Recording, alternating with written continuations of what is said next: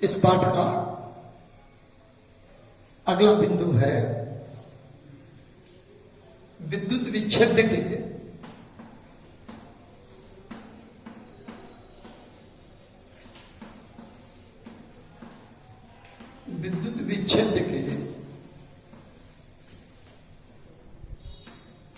विघटन का अंश।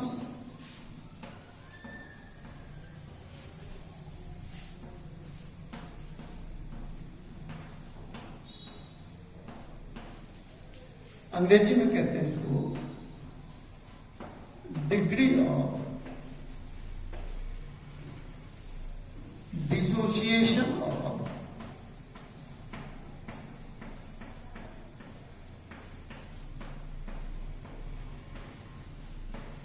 इलेक्ट्रोलाइट।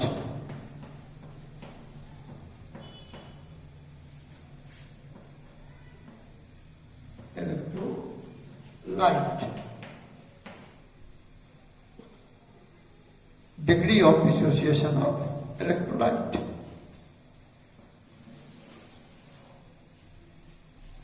देखिए विद्युत विच्छेद क्या है? विद्युत विच्छेद वैसे यौगिक हैं जो जल में घोले जाने पर अपने अवयवी आयनों में टूट जाते हैं।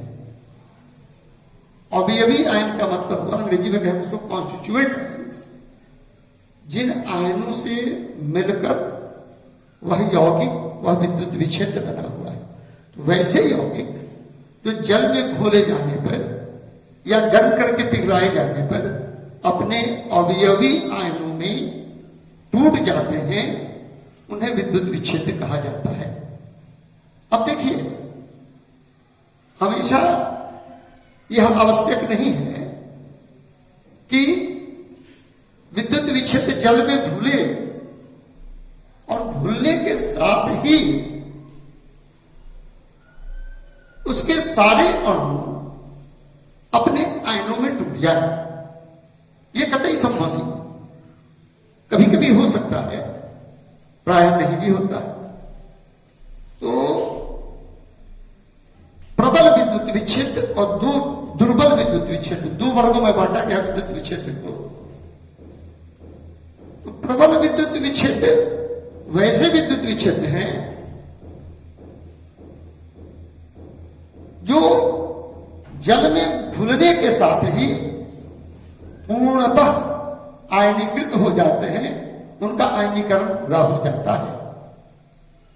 अब उसके घोल को और तनु बनाएं और डाइल्यूट करें, उस सॉल्यूशन में और पानी डालें, लेकिन अब उसका आयनीकरण नहीं होगा क्योंकि उसका आयनीकरण पहले ही सांद्र घोल में ही पूरा हो चुका है। दूसरी तरफ दुर्बल विद्युत विच्छेद वीक इलेक्ट्रोलाइट्स जल में घुलने मात्र से पूर्णतः आयनीकृत नहीं होते। उनके कुछ अणु आयनों में टूट सकते हैं, बाकी अणु यथावत रह सकते हैं। तो विद्युत विच्छेद के विघटन का अंश क्या है? विघटन का अंश है कि विद्युत विच्छेद के कुल अणुओं में से कितना भाग आयनों में टूटा, इसको हम लोग कहते हैं विद्युत विच्छेद के विघटन का अंश। इसको प्रायः हम लोग अल्फा से सूचित करते हैं, कहीं कहीं स्मॉल एक्स भी दिखेगा, लेकिन विद्युत विच्छेद के विघटन के अंश को हम लोग अल्फा से सूचित करते हैं। और यह क्या है? अनुपात है, रेशियो है। किसका अनुपात?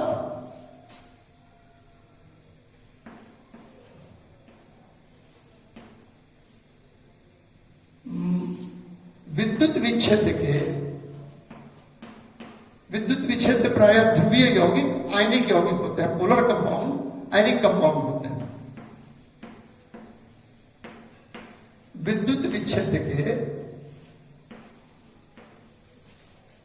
आयनीकृत आयनीकृत होने वाले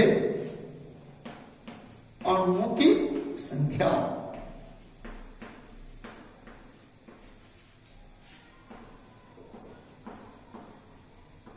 यानी अणुओं की वह संख्या जो आयन में टूट गए और नीचे में हर में होगा डिनोमिनेटर में विद्युत विच्छेद के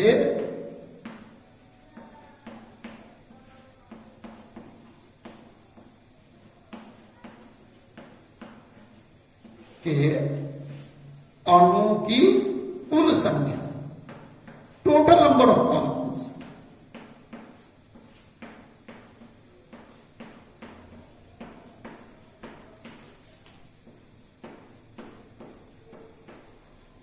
मान लीजिए कि 100 अणु है कुल अणु कितने हैं? 100। जल के किसी निश्चित आयतन में आपने घोला, उसमें 100 में से 36 अणु विद्युत विच्छेद के आयनों में टूट गए, शेष नहीं टूटे। तो इस उदाहरण के लिए यहां 100 में से 36 अणु आयनों में टूटे हैं, अल्फा का मान होगा 36/100, 36/100 ये हो गया। और अगर इसको आप परसेंटेज में, प्रतिशत में कहना चाहें, ये हो जाएगा दिस मच, दैट इज 36%। और दुर्बल विद्युत विच्छेदों के साथ क्या होता है कि जैसे जैसे घोल का आयतन बढ़ता है, अर्थात जैसे जैसे घोल तनु होता है, सॉल्यूशन डाइल्यूट होता है, विद्युत विच्छेद के विघटन का अंश बढ़ता जाता है। ये बहुत जरूरी है, इसको आप बढ़िया से समझिए, क्योंकि अगला चैप्टर जो हम लोगों का होगा इलेक्ट्रोकेमिस्ट्री का, विद्युत रसायन का, वहां इसकी बार बार जरूरत पड़ेगी। अब हम लोग आ रहे हैं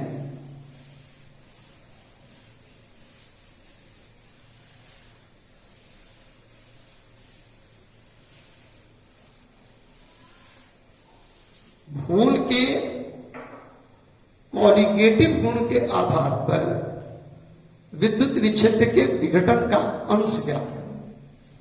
क्या है? बहुत इंपॉर्टेंट है ये भी टॉपिक। घोल के कॉलिगेटिव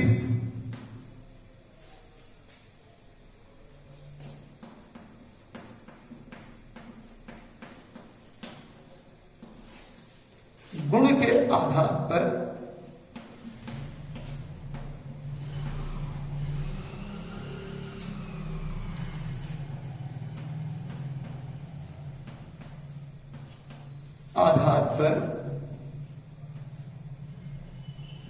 घुल्य, ये कैसा घुल्य होगा? वियोजित होने वाला विद्युत विच्छेद। घुल्य विद्युत विच्छेद, इलेक्ट्रोलाइट,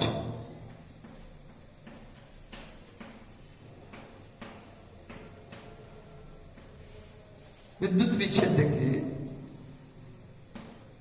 विघटन का अंश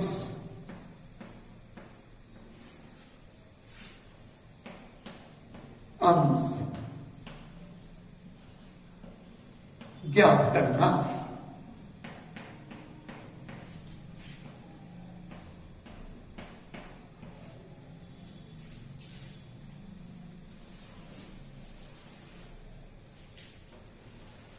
अब अंग्रेजी में इसको हम लोग कहेंगे determination of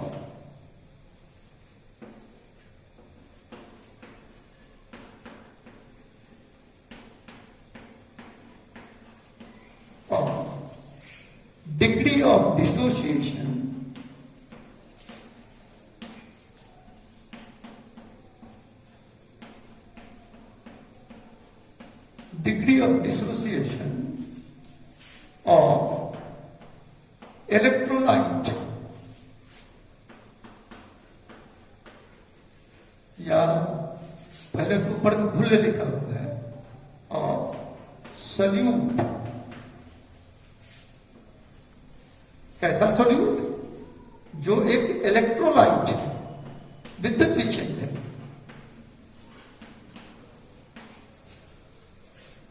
on the basis of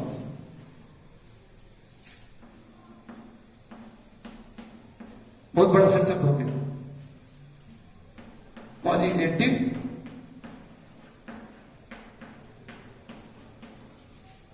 property of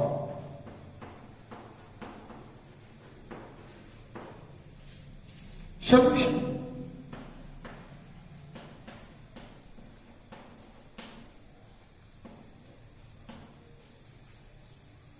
विघटन का अंश ज्ञात करना, यानी अल्फा का मान ज्ञात करना। यह शीर्षक आप देख लीजिए।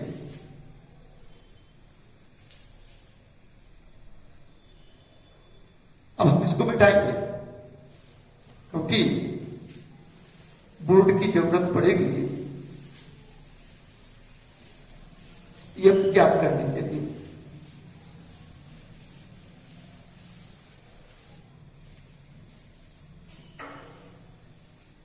तो मान लिया जाए कि कोई विद्युत विच्छेद है ए, कोई इलेक्ट्रोलाइट है ए, इसका एक मोल 1 ग्राम अणु जब वियोजित होता है, डिसोसिएट कर होता है, तो उसके फलस्वरूप क्या होता है? एन अणु, स्मॉल एन अणु प्राप्त होते हैं। तो इसमें तो एक से अधिक कम से कम प्राप्त होने चाहिए आयन। हम इसको दोनों आयनों को जोड़ के लिख देते, तो क्या होगा? ए के वियोजन से एन बी आयन प्राप्त होते हैं। अब जैसे आप देखें, अगर NaCl हो, Na प्लस अब प्लस Cl माइनस, एक मोल से कितने प्राप्त हुए? 1 और 1 2। इसके लिए N का मान होगा 2। CaCl2 हो तो ये टूटता है एज Ca प्लस 2 अब प्लस 2Cl माइनस। कितने आयन है यहां पर देखिए? 1 और 2 3, मतलब CaCl2 के लिए N का मान होगा 3।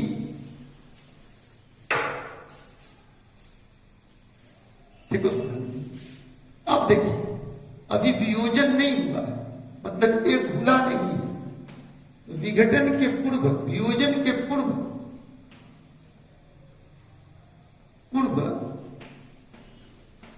मोलों की संख्या, number of moles before dissociation,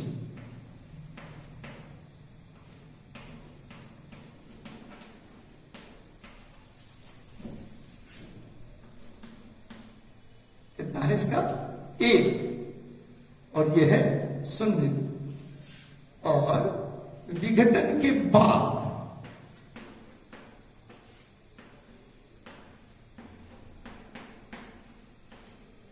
मोलों की संख्या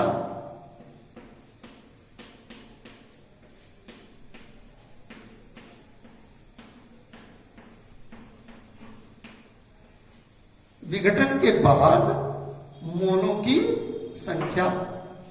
तो मान लीजिए कि इसके विघटन का अंश है, डिग्री ऑफ डिसोसिएशन है कितना? अल्फा। तो क्या होगा? 1 में से अल्फा कम हो जाएगा, कितना बचा रहेगा? 1 माइनस अल्फा। और चूंकि इसके विघटन का अंश है अल्फा और आयन कितने प्राप्त हो रहे हैं? N, तो क्या हो जाएगा? N alpha. 1 माइनस अल्फा हो गया बचे हुए अणुओं की संख्या, और यह क्या होगा? आयनों की कुल संख्या जो प्राप्त हो रहे हैं आयनीकरण के फलस्वरूप।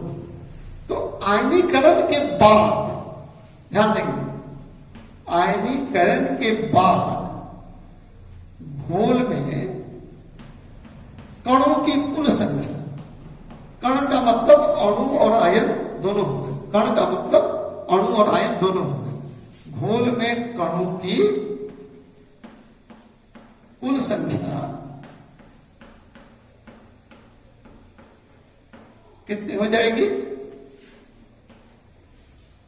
जो बचा हुआ है वो कितना है? 1 माइनस अल्फा, 1 माइनस अल्फा, और जो प्राप्त हुआ वो है n अल्फा। ये क्या हो गया?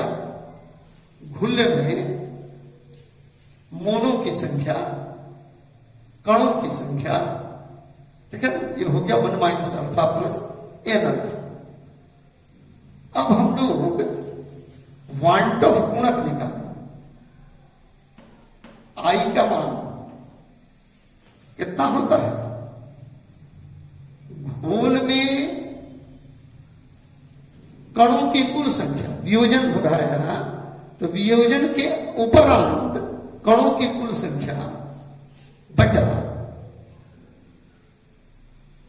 घोल में वियोजन के पूर्व कणों की संख्या, मोलों की संख्या। तो वियोजन के बाद कितने हैं? 1 माइनस अल्फा अब प्लस n अल्फा। कितने से प्राप्त हुए हैं? पहले कितने थे? 1। ये हो गया 1 minus alpha plus n alpha upon 1। 1 minus alpha plus n alpha upon 1।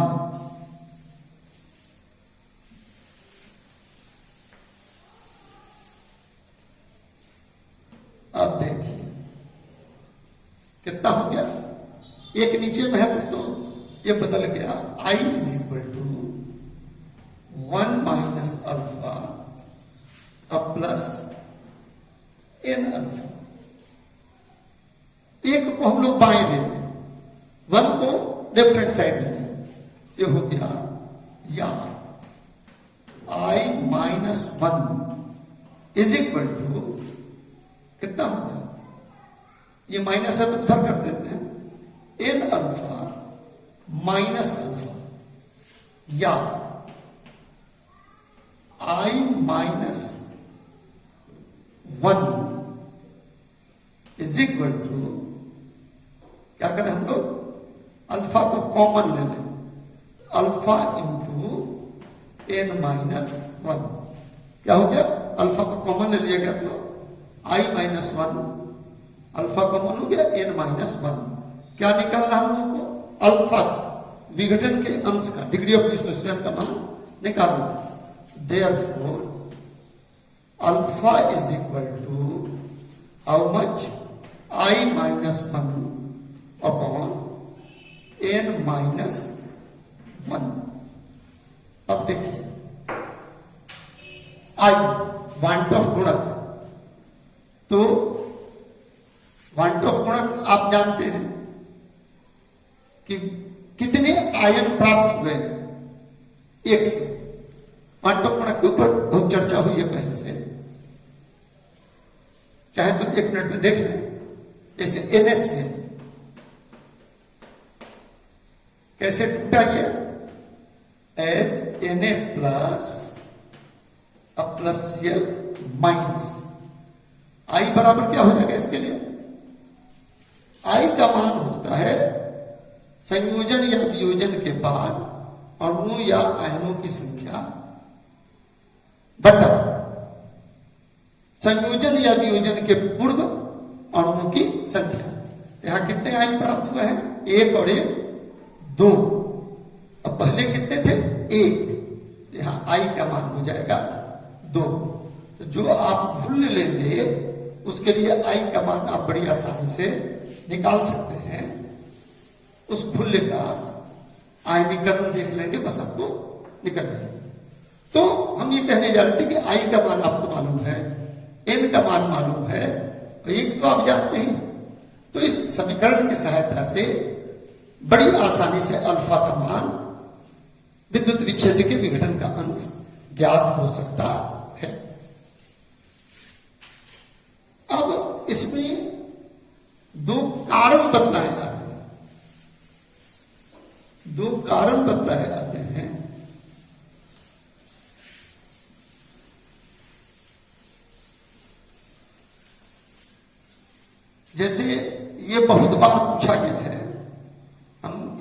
रहे हैं कि 1m NaCl का सोल्यूशन और 1m ग्लूकोज का,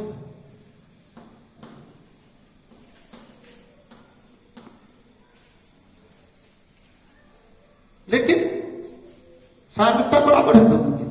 लेकिन जब हम लोग इसका कॉलिगेटिव गुण निकालते हैं, परासरण दबाव निकालते हैं या और कोई कॉलिगेटिव गुण, तो पाया जाता है कि इसका परासरण दबाव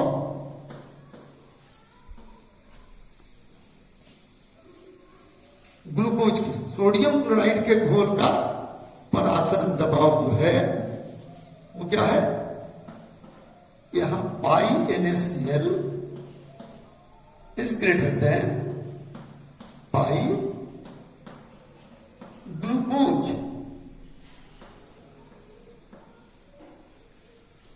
तो परासरण दबाव क्या है, एक कॉलिगेटिव गुण है जो अणु या आयनों की संख्या पर निर्भर करता है। तो देखें NaCl का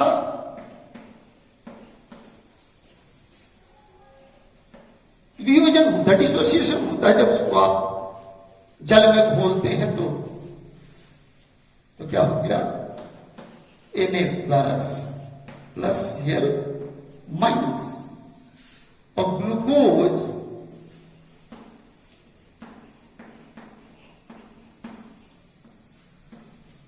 का डिसोसिएशन नहीं होता।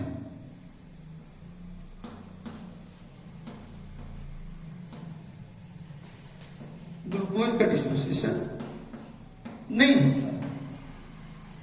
तो क्या होगा, अगर आप इसमें एक मोल है, एक मोल का मतलब हुआ कि 1 लीटर में कितने अणु होंगे, एवोगाड्रो संख्या के बराबर। मोलरिटी का मतलब क्या होता है कि 1 लीटर घोल में उपस्थित घुल के ग्राम अणुओं की संख्या नंबर ऑफ मोल्स, और 1m का मतलब हुआ कि उसमें 1 मोल उपस्थित है। और आप बड़ी अच्छी तरह से जानते हैं कि 1 मोल किसी का सब्सटेंस का हो उसमें कितने अणु होते हैं, जिसका लिंक स्क्रीन एवं डिस्क्रिप्शन में उपलब्ध होगा।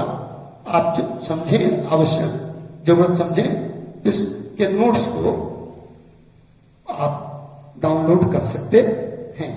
और इस नोट्स को जब आप डाउनलोड कर लेंगे तो 2 दिनों बाद इस पाठ से जो प्रश्न विगत 10 वर्षों में विभिन्न बोर्ड की परीक्षाओं में पूछे गए हैं, उनका एक विवरण होगा। हर तरह का long answer, short answer, objective, दीर्घ उत्तरीय, लघु उत्तरीय और वस्तुनिष्ठ, आप उनको हल कीजिएगा और फिर हम लोग उसमें आपकी सहायता भी करेंगे। तो नोट्स आपको उपलब्ध होगा परसों से, परसों 27 तारीख से 11 बजे के बाद से। संख्या के बराबर 6.023 इंटू 10⁻23। तो ग्लूकोज का वियोजन नहीं हो रहा है, ग्लूकोज का वियोजन नहीं हो रहा है। तो इसमें एवोगाड्रो संख्या को हम लोग N0 सूचित करते हैं। तो इसके 1 मोल सॉल्यूशन में 1 लीटर अगर आप लेते हैं तो कितने अणु पाए जाएंगे, N0 के बराबर, एवोगाड्रो नंबर के बराबर। लेकिन इसमें जो है उनकी संख्या बढ़ जाएगी, क्योंकि 1 मोल से 1 अणु से 2 अणु प्राप्त होते हैं।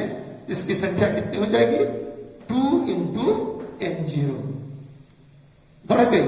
कितनी बढ़ गई, दुगुनी हो गई, दुगुनी हो गई। और चूंकि कॉलिगेटिव गुण घुल के कणों की संख्या पर निर्भर करता है, तो सांद्रता समान होने के बावजूद तो आप क्या देख रहे हैं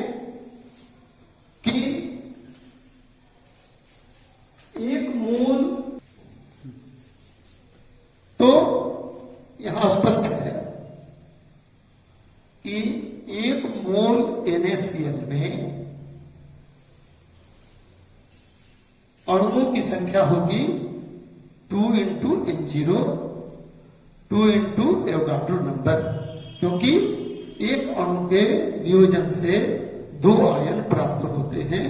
और हमने कई बार कहा है कि कॉलिगेटिव गुण के निर्धारण की दृष्टि से प्रत्येक आयन भी एक स्वतंत्र अणु की तरह व्यवहार करता है।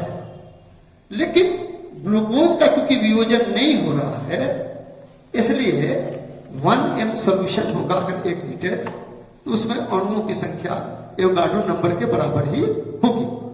तो चूंकि ग्लूकोज के घोल की तुलना में सोडियम क्लोराइड के घोल में घुल के कणों की संख्या, अणुओं की संख्या अधिक है, इसलिए क्या होगा, सांद्रता समान होने के बावजूद, कंसंट्रेशन इक्वल होने के बावजूद सोडियम क्लोराइड के घोल का ऑस्मोटिक प्रेशर ग्लूकोज के घोल के ऑस्मोटिक प्रेशर से अधिक होगा, भले ही दोनों की सांद्रता कितनी है, 1 ml। अब आप देख रहे हैं कि इसका ऑस्मोटिक प्रेशर सोडियम क्लोराइड के सॉल्यूशन का ग्लूकोज के सॉल्यूशन के ऑस्मोटिक प्रेशर से दुगुना होगा। अब आप देखें, परीक्षा में कोई जरूरी नहीं है कि यहां सोडियम क्लोराइड ही हो, तो क्या है, अगर मान लीजिए कि पोटासियम क्लोराइड है या कैल्शियम क्लोराइड है और यहां ग्लूकोज की जगह पर कोई ऐसा कंपाउंड है जो डिसोसिएट नहीं करता है, जैसे यूरिया, शुगर, चीनी, इन सबों के लिए ठीक आप ऐसे ही लिखेंगे। अगर घोल के क्वथनांक का उन्नयन आया है, तो जहां जहां आप परासरण दबाव इसमें सुन रहे थे लिखेंगे, उसकी जगह पर घोल के क्वथनांक का उन्नयन लिख देंगे, या दूसरा कोई कॉलिगेटिव गुण होगा तो परासरण दबाव की जगह पर उसको लिख देंगे।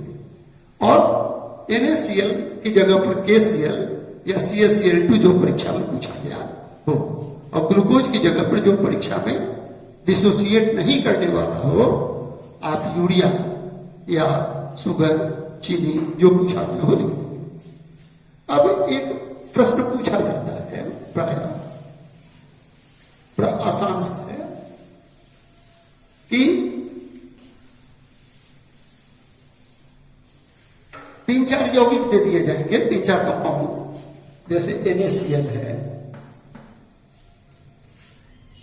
CaCl2 है, यूरिया है, ठीक है। इसमें सबकी सांद्रता बराबर, सबका कंसंट्रेशन बराबर है।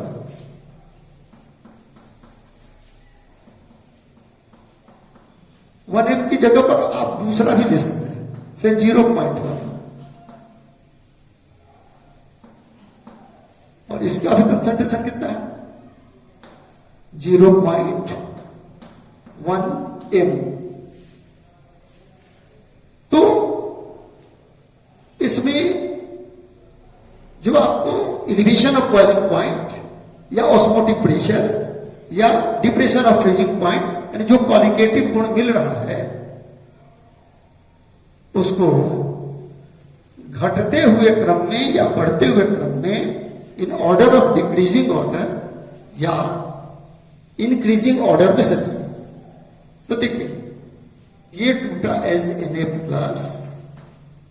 प्लस Cl माइनस, ये टूटा as Ca+2 plus 2Cl minus, और ये टूटा, ये नहीं टूटा।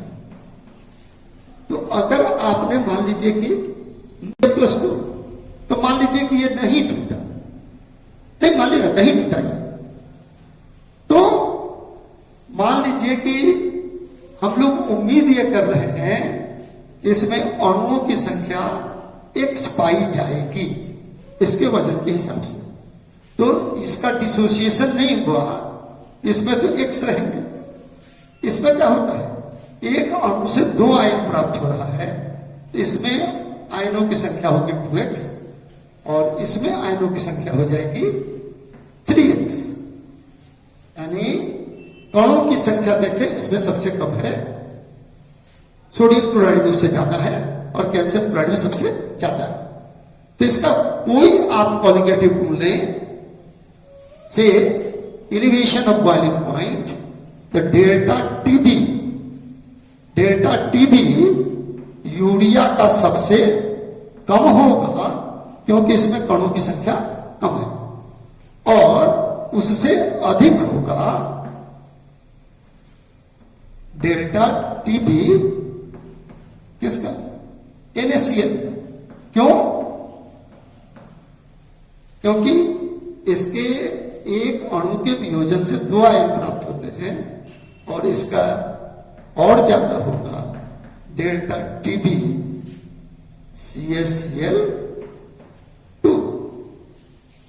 और सच पूछिए, अगर पूछा जाए कि इनका अनुपात क्या होगा, ये होगा 1, ये होगा 2 और ये अगला वाला होगा 3, यानी इनका रेशियो होगा 1:2:3। तो ये इस पाठ के लगभग सारे बिंदु हो गए। हालांकि कोई पाठ नहीं, कोई बिंदु ही अनंत है, लेकिन हम उम्मीद ये कर रहे हैं कि इतना अगर आप देख लेते हैं तो 90% से अधिक प्रश्न निश्चित तौर पर आपको परीक्षा में इसके आधार पर आ जाएंगे। इसका नोट्स भी हम लोग डाल रहे हैं। इसका सॉल्यूशन जो चैप्टर गोल, इस पाठ का नोट्स टेलीग्राम पर परसों से उपलब्ध होगा, जिसका लिंक स्क्रीन एवं डिस्क्रिप्शन में उपलब्ध होगा।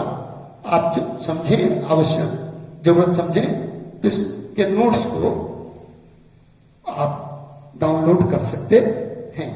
और इस नोट्स को जब आप डाउनलोड कर लेंगे तो 2 दिनों बाद इस पाठ से जो प्रश्न विगत 10 वर्षों में विभिन्न बोर्डों की परीक्षाओं में पूछे गए हैं, उनका एक विवरण होगा। हर तरह का long answer, short answer, objective, दीर्घ उत्तरीय, लघु उत्तरीय और वस्तुनिष्ठ, आप उनको हल कीजिएगा और फिर हम लोग उसमें आपकी सहायता भी करेंगे। तो नोट्स आपको उपलब्ध होगा परसों से, परसों 27 तारीख से 11 बजे के बाद से।